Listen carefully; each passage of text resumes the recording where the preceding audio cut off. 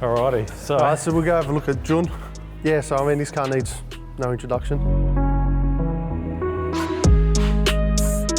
How fast has this gone? Yeah. 657, 220 at the moment. We've made a few changes since then. Lighten the car up a bit more. I mean, car's probably coming in at the same weight anyway because we've added some extra bar work and all that. Weight-wise, there's not much difference, but we've upgraded turbo and a couple other bits and pieces, so there's a few extra things we're sort of playing around with at the moment, trying to push the boundaries out a bit more. So a little bit fatter and stuff like that, but yeah, it's it still... is a little bit wider than factory. Still running the 275 radials on it, hoping to push the limits and go quicker with this. Nice, and then the other end of the spectrum.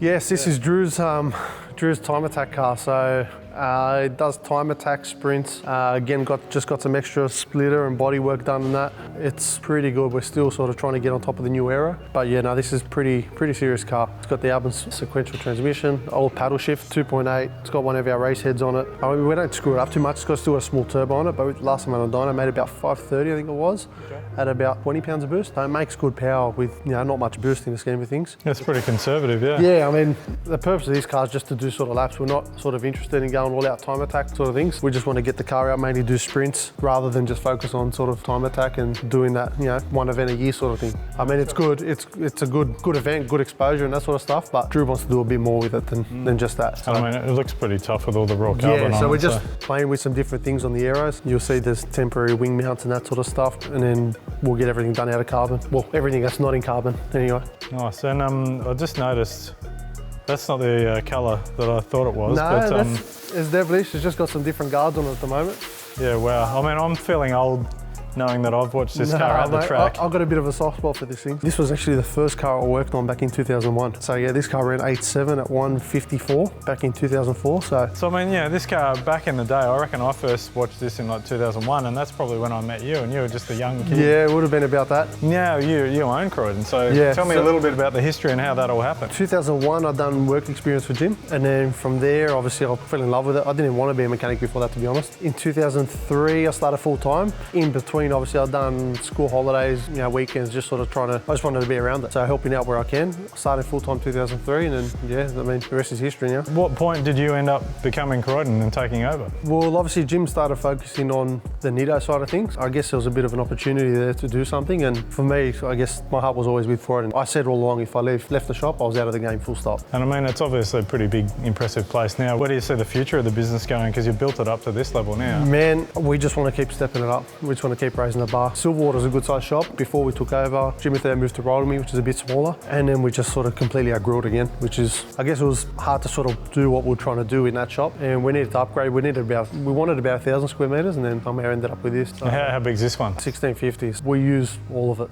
And getting back to the history part then, so what's happening with this? I mean, it's obviously... This, we actually want to get it back to a street car, to be honest. Put it back in full street trim. We're going to put a Series 2 front end on it. That motor was actually finished, believe it or not, 2011. We actually started the car in 2012, and then Rob obviously got a bit carried away with June, and I mean, how do you go back to this from June? Yeah. And it's just been sitting, to be honest. So we moved into this shop and we're going, you know what, let's see if it still starts. Put some fuel in it, the car still started. Still on a gold box on an MA100. Yeah, wow. So probably going to upgrade all that to the M1, the latest stuff, clean it up a bit, and I guess make it a street car again. Still want to run some decent numbers in it, but just want to make a car so you can jump in the car and go for a drive as well.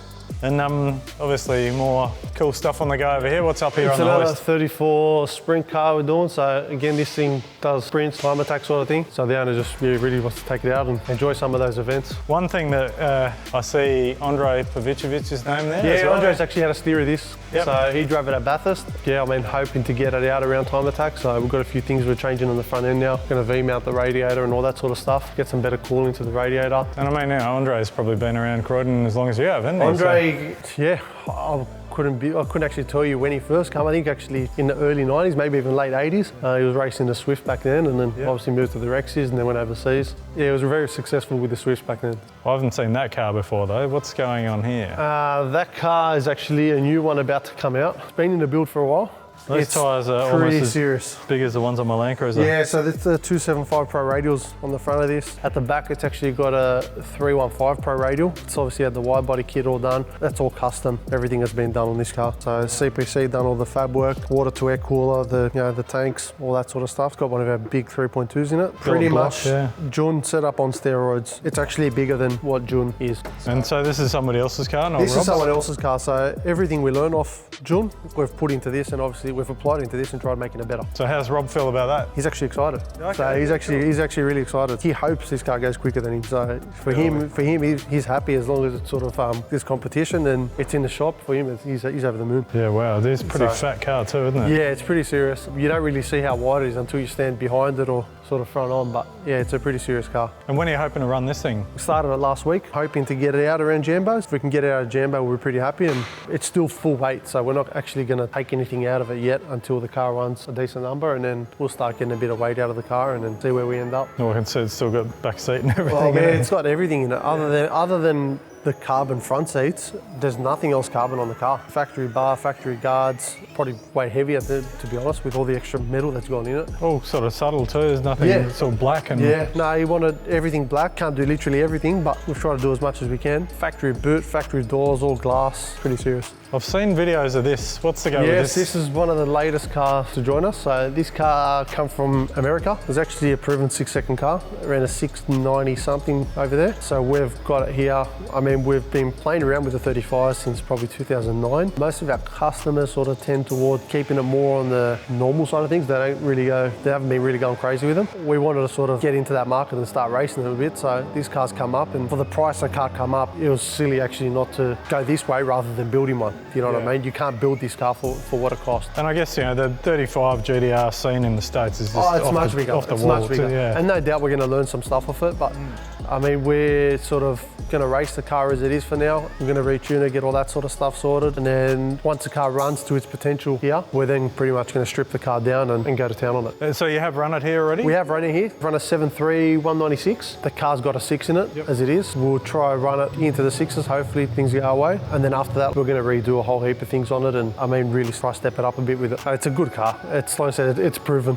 Yeah, and I spotted this. I mean, this looks like it's a work in progress, but... Yeah, this is very, I'm going to say early on. It's obviously been going on for a bit, but it is still early on in the build. This was his 35 street car. Oh, it was actually his work car. He was driving the car to and from work. And then he started getting into some sprint racing, that sort of stuff. And then he's just lost his marbles. Obviously, we've all been stripped down. He's turned into a full race car. Main goal with this is Pikes Peak. So he's really got his eyes set on that. So it's got a full carbon GT3 kit on it. There's still a lot of work to be done. Obviously, something like this, there's so many things to take into consideration. So yeah, Pikes Peak will be an experience for everyone and a learning curve. Well, there's definitely not much oxygen up there. You run out of breath pretty quickly. It's definitely going to be an eye-opener, man. It's definitely going to be an eye-opener. And it's going to be, you're going to gain valuable experience from it, man. Engine combo, we haven't really finalised yet. Yeah, there's definitely going to be some heads getting together for this. It's not one person that's going to be doing this. It's going to be a serious team behind it. And speaking of tuning, where I found you in the dyno room, I mean, we didn't really have a look. We just walked straight out of there. But give us a look at what you're going on in there, and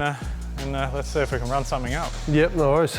All right, now, this is probably one of the most impressive dyno rooms I've seen. Yeah, well, we spend a lot of time in here, so we really needed to be comfortable to work in. So that's the reason sort of we went as big as we did. Obviously, we do quite a few dailies and that sort of stuff as well, so we wanted something else easily accessible. The hub dynos where all your bigger stuff gets done, and the chassis, obviously your main in and out work. We've sort of positioned it in the shop in a way where it sort of separates the workshop versus the race side, and at the same time, it gives us full access at any time of the day to come in without having to move cars out and this and that. The whole point of this is just, you know what, come back, open the door, open the roller door and off you go sort of thing. We spend all our time in here, man, so the main thing is to make sure there was enough room between them and it was comfortable. Well, I'll tell you what, I can see some earmuffs here, and you probably need to get this done anyway. And we've had a pretty good tour, so... Yeah, too easy. Firstly, thanks for the tour. No worries, good to see you. I'm going to put some earmuffs on and watch you run this, and then I'll get out of your hair. No worries, mate. Good to see you. Thanks, mate.